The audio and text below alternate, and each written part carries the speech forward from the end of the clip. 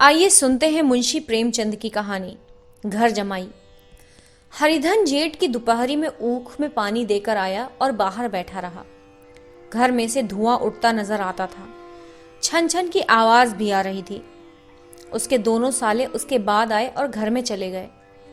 दोनों सालों के लड़के भी आए और उसी तरह अंदर दाखिल हो गए, पर हरिधन अंदर ना जा सका। इधर 1 महीने से उसके साथ यहाँ जो बर्ताव हो रहा था, और विशेषकर कल उसे जैसी फटकार सुननी पड़ी थी, वो उसके पांव में बेड़ियां सी डाले हुए था। कल उसकी सास ही ने तो कहा था, मेरा जी तुमसे भर गया, मैं तुम्हारी जिंदगी भर का ठेका लिए बैठी हूं क्या। और सबसे बढ़कर अपनी स्त्री की निष्ठुरता ने उसके हृदय के टुकड़े टुकड़े कर दिए। वो बैठी ये फटकार सुनती रही, पर एक बार तो उसके मुंह से ना निकला, अम्मा तुम क्यों इनका अपमान कर रही हो। बैठी गटगट सुनती रही, शायद मेरी दुर्गति पर खुश हो रही थी। वो इस घर में कैसे जाए? क्या फिर वही गालियां खाने, वही फटकार सुनने के लिए? और आज इस घर में जीवन के 10 साल गुजर जाने पर यह हाल हो रहा है। मैं किसी से कम काम करता हूँ? दोनों साले मीठी नींद सोते रहते हैं और मैं बैलों को सानी पानी देता हूँ, छांटी काटता हूँ। वहां सब लोग पल पल पर चिलम पीते हैं, मैं आंखें बंद किए अपने काम में लगा रहता हूँ। संध्या समय घर वाले गाने बजाने चले जाते हैं, मैं घड़ी रात तक गाय भैंसे धोता रहता हूँ। उसका ये पुरस्कार मिल रहा है कि कोई खाने को भी नहीं पूछता, उल्टे गालियां मिलती हैं। उसकी स्त्री घर में से डोल लेकर निकली और बोली, जरा इसे कुएं से खींच लो, 1 बूंद पानी नहीं है। हरिधन ने डोल लिया और कुएं से पानी भर लाया। उसे जोर की भूख लगी हुई थी, समझा अब खाने को बुलाने आएगी, मगर स्त्री डोल लेकर अंदर गई तो वही की वही हो गई। हरिधन थका मांदा क्षुधा से व्याकुल पड़ा पड़ा सो गया। सहसा उसकी स्त्री गुमानी ने आकर उसे जगाया। हरिधन ने पड़े पड़े कहा, क्या है, क्या पड़ा भी न रहने देगी या और पानी चाहिए? गुमानी कटु स्वर में बोली, गुर्राते क्या हो, खाने को तो बुलाने आई हूं। हरिधन ने देखा, उसके दोनों साले और बड़े साले के दोनों लड़के भोजन किए चले आ रहे थे। उसकी देह में आग लग गई। मेरी अब ये नौबत पहुंच गई कि इन लोगों के साथ बैठकर खा भी नहीं सकता। ये लोग मालिक हैं, मैं इनकी झूठी थाली चाटने वाला हूँ। मैं इनका कुत्ता हूँ, जिसे खाने के बाद एक टुकड़ा रोटी डाल दी जाती है। यही घर है जहाँ आज से 10 साल पहले उसका कितना आदर सत्कार होता था। साले गुलाम बने रहते थे, सास मुंह जोती रहती थी, स्त्री पूजा करती थी। तब उसके पास रुपए थे, जायदाद थी। अब वो दरिद्र है, उसकी सारी जायदाद को इन्हीं लोगों ने कूड़ा कर दिया। अब उसे रोटियों के भी लाले हैं। उसके जी में एक ज्वाला सी उठी कि इसी वक्त अंदर जाकर सास को और सालों को भिगो भिगो कर लगाए, पर जब्त करके रह गया। पड़े पड़े बोला, मुझे भूख नहीं है, आज ना खाऊंगा। गुमानी ने कहा, ना खाओगे तो मेरी बला से, हाँ नहीं तो खाओगे तुम्हारे ही पेट में जाएगा, कुछ मेरे पेट में थोड़े ही चला जाएगा। हरिधन का क्रोध आंसू बन गया। ये मेरी स्त्री है, जिसके लिए मैंने अपना सर्वस्व मिट्टी में मिला दिया। मुझे उल्लू बनाकर ये सब अब निकाल देना चाहते हैं। वो अब कहाँ जाए, क्या करे? उसकी सास आकर बोली, चलकर खा क्यों नहीं लेते जी, रूठते किस पर हो? यहाँ तुम्हारे नखरे सहने का किसी में बूता नहीं है। जो देते हो वो मत देना, और क्या करोगे? तुमसे बेटी ब्याही है, कुछ तुम्हारी जिंदगी का ठीका नहीं लिखा है। हरिधन ने मर्माहत होकर कहा, हाँ अम्मा, मेरी भूल थी कि मैं यही समझ रहा था। अब मेरे पास क्या है कि तुम मेरी जिंदगी का ठीका लोगी?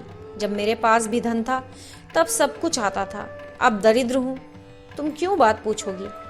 बूढ़ी सास भी मुंह फुलाकर भीतर चली गई।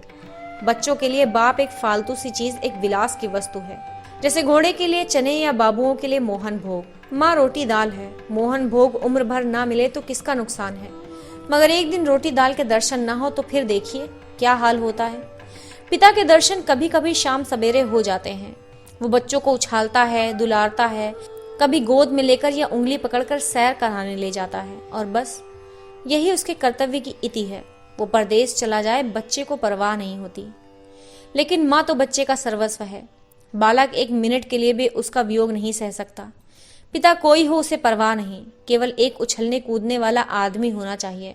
लेकिन माता तो अपनी ही होनी चाहिए, 16 आने अपनी। वही रूप, वही रंग, वही प्यार, वही सब कुछ। वो अगर नहीं है तो बालक के जीवन का स्रोत मानो सूख जाता है। फिर वो शिव का नंदी है जिस पर फूल या जल चढ़ाना लाजमी नहीं, अख्तियारी है। हरिधन की माता का आज 10 साल हुए देहांत हो गया था। उस वक्त उसका विवाह हो चुका था। वो 16 साल का कुमार था, पर माँ के मरते ही उसे मालूम हुआ मैं कितना निस्सहाय हूँ, जैसे उस पर कोई अधिकार ही ना रहा हो। बहनों के विवाह हो चुके थे, भाई कोई दूसरा ना था। बेचारा अकेले घर में जाते भी डरता था। माँ के लिए रोता था, पर माँ की परछाई से डरता था। जिस कोठरी में उसने देह त्याग किया था, उधर वो आंख भी ना उठाता था।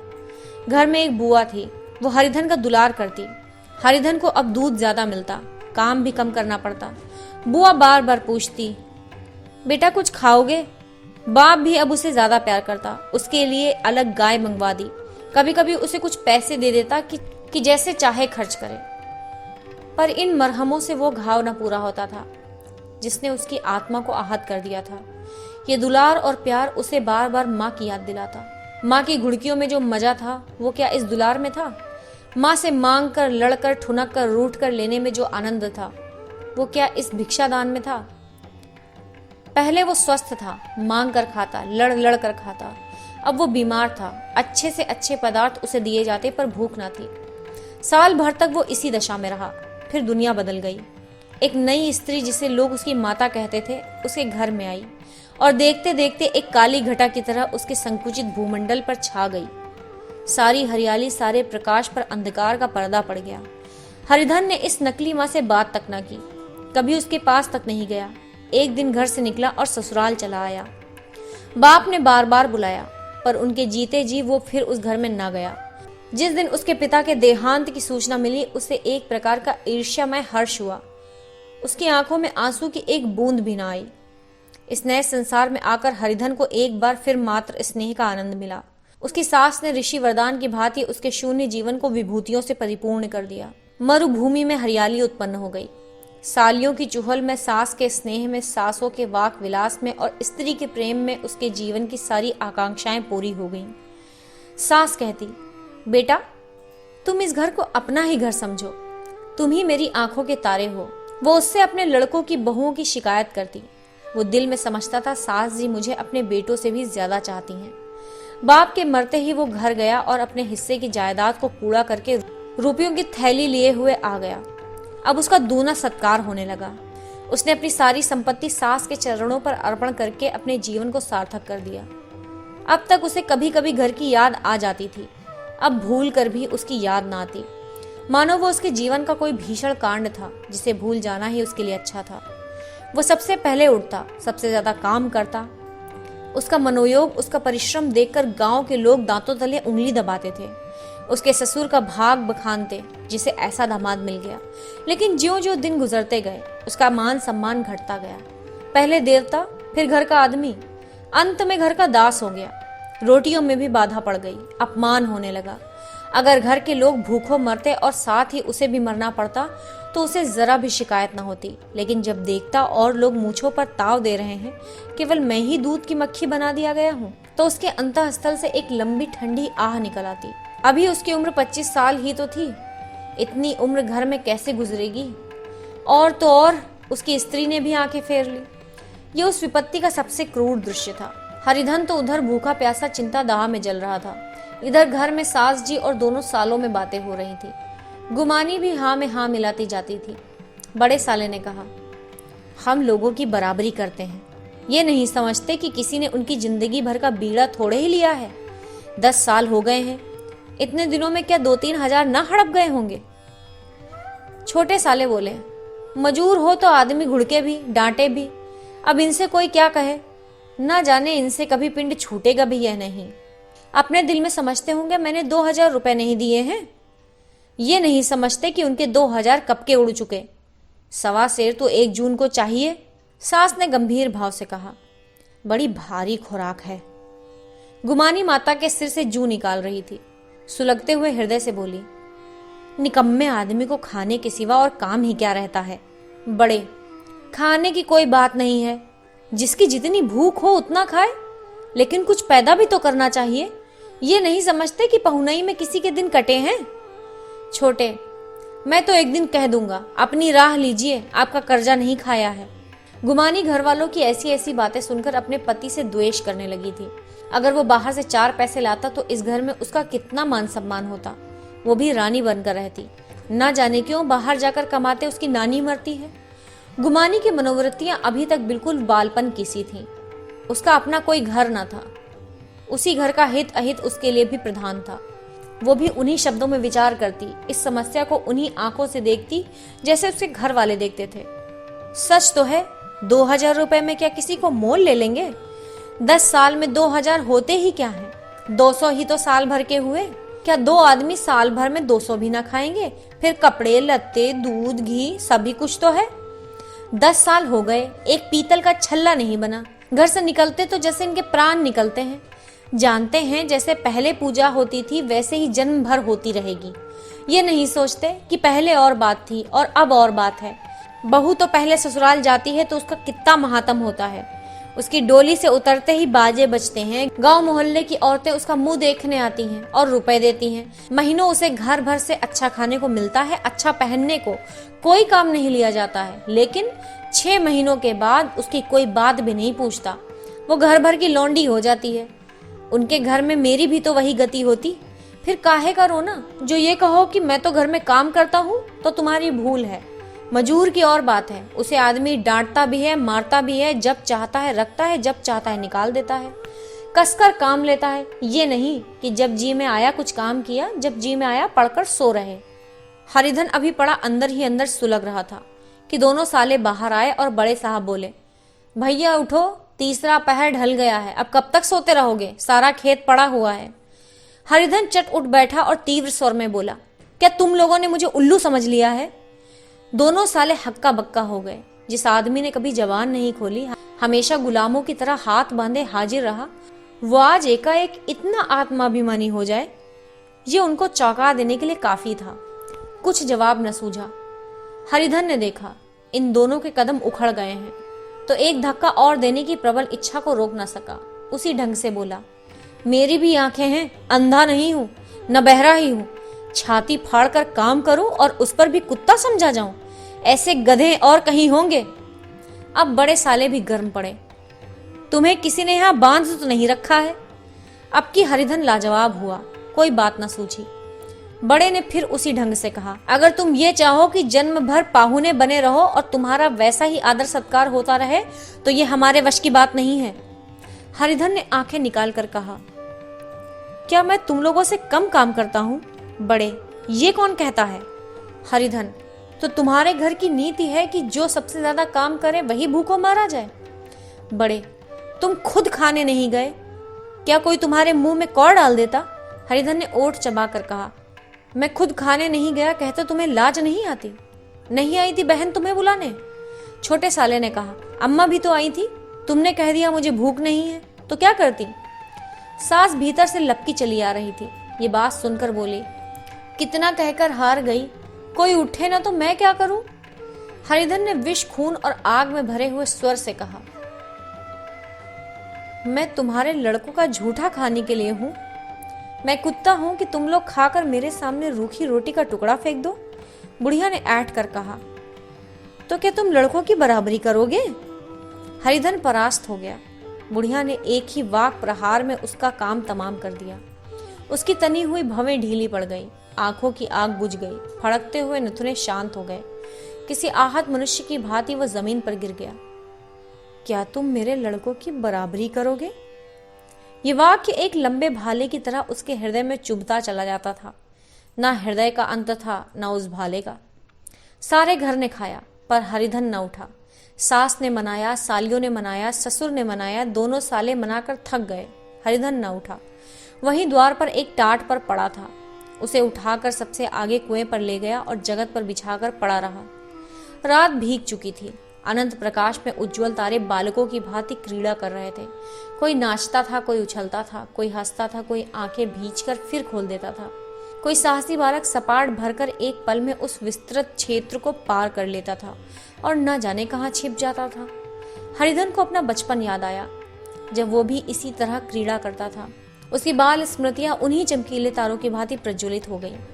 वो अपना छोटा सा घर, वो आम के बाग जहाँ वो केरियाँ चुना करता था, वो मैदान जहाँ वो कबड्डी खेला करता था, सब उसे याद आने लगे। फिर अपनी स्नेहमयी माता की सदैव मूर्ति उसके सामने खड़ी हो गई। उन आंखों में कितनी करुणा थी, कितनी दया थी। उसे ऐसा जान पड़ा मानो माता आंखों में आंसू भरे उसे छाती से लगा लेने के लिए हाथ फैलाए हुए उसकी ओर चली आ रही हैं। वो उस मधुर भावना में अपने को भूल गया। ऐसा जान पड़ा मानो माता ने उसे छाती से लगा लिया है और उसके सिर पर हाथ फेर रही हैं। वो रोने लगा, फूट फूट कर रोने लगा। उसी आत्म सम्मोहित दशा में उसके मुंह से ये शब्द निकला, अम्मा तुमने मुझे इतना भुला दिया। देखो तुम्हारे प्यारे लाल की क्या दशा हो रही है। कोई उसे पानी को भी नहीं पूछता। क्या जहां तुम हो वहां मेरे लिए कोई जगह नहीं है? सहसा गुमानी ने आकर पुकारा, क्या सो गए तुम? नौज किसी को ऐसी राक्षसी नींद आए, चलकर खा क्यों नहीं लेते? कब तक कोई तुम्हारे लिए बैठा रहे? हरिधन उसी कल्पना जगत से क्रूर प्रत्यक्ष में आ गया। वही कुएं की जगत थी, वही फटा हुआ टाट, और गुमानी सामने खड़ी कह रही थी, कब तक कोई तुम्हारे लिए बैठा रहे? हरिधन उठ बैठा और मानो तलवार म्यान से निकाल कर बोला, भला तुम्हें मेरी सुध तो आई? मैंने तो कह दिया था मुझे भूख नहीं है। गुमानी, तो कै दिन न खाओगे? अब इस घर का पानी भी न पीऊंगा। तुझे मेरे साथ चलना है या नहीं? दृढ़ संकल्प से भरे हुए इन शब्दों को सुनकर गुमानी सहम उठी, बोली, कहाँ जा रहे हो? हरिधन ने मानो नशे में कहा, तुझे इससे क्या मतलब? मेरे साथ चलेगी या नहीं? फिर पीछे से ना कहना मुझसे कहा नहीं। गुमानी आपत्ति के भाव से बोली, तुम बताते क्यों नहीं? कहाँ जा रहे हो? तू मेरे साथ चलेगी या नहीं? जब तक तुम बता ना दोगे मैं नहीं जाऊंगी। तो मालूम हो गया तू नहीं जाना चाहती। मुझे इतना ही पूछना था, नहीं अब तक मैं आधी दूर निकल गया होता। ये कहकर वो उठा और अपने घर की ओर चला। गुमानी पुकारती रही, सुन लो, सुन लो, पर उसने पीछे फिरकर भी ना देखा। 30 मील की मंजिल हरिधन ने 5 घंटों में तय की। जब वो अपने गांव की अमराइयों के सामने पहुंचा तो उसकी मातृ भावना उषा की सुनहरी गोद में खेल रही थी। उन वृक्षों को देखकर उसका विह्वल हृदय नाचने लगा। मंदिर का वो सुनहरा कलश देखकर वो इस तरह दौड़ा मानो एक छलांग में उसके ऊपर जा पहुंचेगा। वो वेग में दौड़ा जा रहा था, मानो उसकी माता गोद फैलाए उसे बुला रही थी। जब वो आमों के बाग में पहुंचा, जहां डालियों पर बैठकर वो हाथी की सवारी का आनंद पाता था, जहां की कच्ची बेरों और लिसोड़ों में एक स्वर्गीय स्वाद था, तो वो बैठ गया और भूमि पर सिर झुकाकर रोने लगा, मानो अपनी माता को अपनी विपत्ति कथा सुना रहा हो। वहां की वायु में, वहां के प्रकाश में मानो उसकी विराट रूपिणी माता व्याप्त हो रही थी। वहां की अंगुल अंगुल भूमि माता के पदचिन्हों से पवित्र थी। माता के स्नेह में डूबे हुए शब्द अभी तक मानो आकाश में गूंज रहे थे। इस वायु और इस आकाश में न जाने कौन सी संजीवनी थी जिसने उसके शोकार्त हृदय को बालोत्साह से भर दिया था। वो एक पेड़ पर चढ़ गया और उधर से आम तोड़ तोड़कर खाने लगा। सास के वो कठोर शब्द, स्त्री का वो निष्ठुर आघात, वो सारा अपमान वो भूल गया। उसके पांव फूल गए थे, तलवों में जलन हो रही थी, पर इस आनंद में उसे किसी बात का ध्यान न था। सहसा रखवाले ने पूछा, वो कौन ऊपर चढ़ा हुआ है रे? उतर अभी, नहीं तो ऐसा पत्थर खींच कर मारूंगा कि वहीं ठंडे हो जाओगे। उसने कई गालियां भी दी। इस फटकार और इन गालियों में इस समय हरिधन को अलौकिक आनंद मिल रहा था।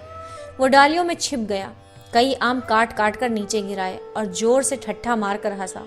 ऐसी उल्लास से भरी हुई हंसी उसने बहुत दिनों से न हंसी थी। रखवाले को वो हंसी परिचित सी मालूम हुई, मगर हरिधन यहाँ कहाँ? वो तो ससुराल की रोटियां तोड़ रहा है। कैसा हंसोड़ा था, कितना चिबिल्ला! ना जाने बेचारे का क्या हाल हुआ। पेड़ की डाल से तालाब में कूद पड़ता था। अब गांव में ऐसा कौन है? डांट कर बोला, वहां बैठे बैठे हंसोगे तो आकर सारी हंसी निकाल दूंगा, नहीं सीधे से उतर आओ। वो गालियां देते जा रहा था कि एक गुठली आकर उसके सिर पर लगी। सिर सहलाता हुआ बोला, ये कौन शैतान है? नहीं मानता? ठहर तो, मैं आकर तेरी खबर लेता हूँ। उसने अपनी लकड़ी नीचे रख दी और बंदरों की तरह चटपट ऊपर चढ़ गया। देखा तो हरिधन बैठा मुस्कुरा रहा है। चकित होकर बोला, अरे हरिधन, तुम यहाँ कब आए? इस पेड़ पर कब से बैठे हो? दोनों बचपन सखा वहीं गले मिले। यहाँ कब आए? चलो घर चलो भले आदमी। क्या वहां आम भी मैसर न होते थे? हरिधन ने मुस्कुरा कर कहा, मंगरू, इन आमों में जो स्वाद है वो और कहीं के आमों में नहीं है। गांव का क्या रंग ढंग है। मंगरू, सब चैन चान है भैया, तुमने तो जैसे नाता ही तोड़ लिया। इस तरह कोई अपना गांव घर छोड़ जाता है? जब से तुम्हारे दादा मरे सारी गिरस्ती चौपट हो गई। 2 छोटे छोटे लड़के हैं, उनके किए क्या होता है? हरिधन, मुझे अब उस गिरस्ती से क्या वास्ता है भाई? मैं तो अपना ले दे चुका। मजूरी तो मिलेगी ना? तुम्हारी गैया मैं ही चरा दिया करूंगा, मुझे खाने को दे देना। मंगरू ने अविश्वास के भाव से कहा, अरे भैया कैसी बातें करते हो? तुम्हारे लिए जान तक हाजिर है। क्या ससुराल में अब न रहोगे? कोई चिंता नहीं, पहले तो तुम्हारा घर ही है, उसे संभालो। छोटे छोटे बच्चे हैं, उनको पालो। तुम नई अम्मा से नाहक डरते थे, बड़ी सीधी है बेचारी, बस अपनी माँ ही समझो। तुम्हें पाकर तो निहाल हो जाएगी। अच्छा, घर वाली को भी तो लाओगे? हरिधन, उसका अब मुंह ना देखूंगा, मेरे लिए वो मर गई। मंगरू, तो दूसरी सगाई हो जाएगी। अब की ऐसी मेहरिया ला दूंगा कि उसके पैर धो धो कर पियोगे। लेकिन कहीं पहली भी आ गई तो? हरिधन, वो ना आएगी। हरिधन अपने घर पहुंचा तो दोनों भाई भैया आए कहकर भीतर दौड़ पड़े और माँ को खबर दी। उधर घर में कदम रखते ही हरिधन को ऐसी शांत महिमा का अनुभव हुआ मानो वो अपनी माँ की गोद में बैठा हुआ है। इतने दिनों ठोकरे खाने से उसका हृदय कोमल हो गया था। जहाँ पहले अभिमान था, आग्रह था, हेकड़ी थी, वहाँ अब निराशा थी, पराजय थी और याचना थी। बीमारी का जोर कम हो चला था, अब उस पर मामूली दवा भी असर कर सकती थी। किले की दीवारें छिद चुकी थीं, अब उसमें घुस जाना असह्य न था। वही घर जिससे वो एक दिन विरक्त हो गया था, अब गोद फैलाए उसे आश्रय देने को तैयार था। हरिधन का निरावलंबन मन यह आश्रय पाकर मानो तृप्त हो गया। शाम को विमाता ने कहा, बेटा तुम घर आ गए, हमारे धन भाग। अब इन बच्चों को पालो। माँ का नाता न सही, बाप का नाता तो है ही। मुझे एक रोटी दे देना, खाकर एक कोने में पड़ी रहूंगी। तुम्हारी अम्मा से मेरा बहन का नाता है, उस नाते से भी तो तुम मेरे लड़के होते हो। हरिधन का मात्र विवल आंखों को विमाता के रूप में अपनी माता के दर्शन हुए। घर के एक कोने में मात्र स्मृतियों की छटा चांदनी की भांति छिटकी हुई थी। विमाता का प्रौढ़ मुखमंडल भी उसी छटा से रंजित था। दूसरे दिन हरिधन फिर कंधे पर हल रखकर खेत को चला। उसके मुख पर उल्लास था और आंखों में गर्व। अब वो किसी का आश्रित नहीं, आश्रयदाता था। किसी के द्वार का भिक्षुक नहीं, घर का रक्षक था। एक दिन उसने सुना गुमानी ने दूसरा घर कर लिया। माँ से बोला, तुमने सुना काकी? गुमानी ने घर कर लिया। काकी ने कहा, घर क्या कर लेगी, ठट्ठा है। बिरादरी में ऐसा अंधेर, पंचायत नहीं अदालत तो है। हरिधन ने कहा, नहीं काकी, बहुत अच्छा हुआ। ला महावीर जी को लड्डू चढ़ाऊं। मैं तो डर रहा था कहीं मेरे गले ना आ पड़े। भगवान ने मेरी सुन ली। मैं वहां से यही ठान कर चला था, अब उसका मुंह ना देखूंगा। जल्द ही एक नई कहानी के साथ आपके सामने उपस्थित होंगे। अगर आपको ये कहानी पसंद आई है तो इसे लाइक कीजिए, अपने साहित्य प्रेमी मित्रों के साथ शेयर कीजिए और इस चैनल को जरूर सब्सक्राइब कीजिए। धन्यवाद।